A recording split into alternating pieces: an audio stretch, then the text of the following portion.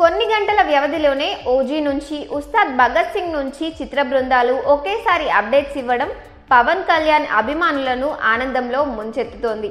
గబ్బర్ సింగ్ తర్వాత power star Pawan Kalyan, director Harish Shankar కాంబోలో వస్తున్న సినిమా ఉస్తాద్ భగత్ సింగ్. ఇందులో మరొకసారి పవర్ఫుల్ పోలీస్ ఆఫీసర్ పాత్రలో బాక్స్ ఆఫీస్ ను షేక్ చేయనున్నారు పవన్. దీంతో ఈ మూవీపై భారీ హైప్ నెలకొంది. ఇందులో శ్రీలీల కథానాయికగా నటిస్తోంది. ఇప్పటికే ఈ మూవీ షూటింగ్ సగం వరకు కంప్లీట్ అయినట్టుగా తెలుస్తోంది. అయితే కొన్ని నెలలుగా రాజకీయాల్లో బిజీగా ఉన్నారు పవన్. దీంతో ఈ మూవీ చిత్రీకరణకు బ్రేక్ పడింది. అయితే అదే సమయంలో మాస్ మహారాజా రవితేజతో మిస్టర్ బచ్చన్ స్టార్ట్ చేశారు డైరెక్టర్ హరీష్. దీంతో ఉస్తాద్ భగత్ సింగ్ ఇక లేదని, అసలు ఎప్పుడొస్తుంది అంటూ నెట్టింట ప్రశ్నల వర్షం కురిపించారు పవన్ ఫ్యాన్స్.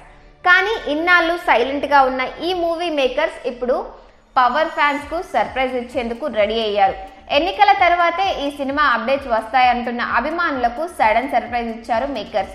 ఉస్తాద్ భగత్ సింగ్ నుంచి త్వరలోనే ఓ అప్డేట్ రివీల్ కాబోతుందని ఇటీవలే ఓ ట్వీట్ చేసి మూవీపై క్యూరియాసిటీ కలిగించారు.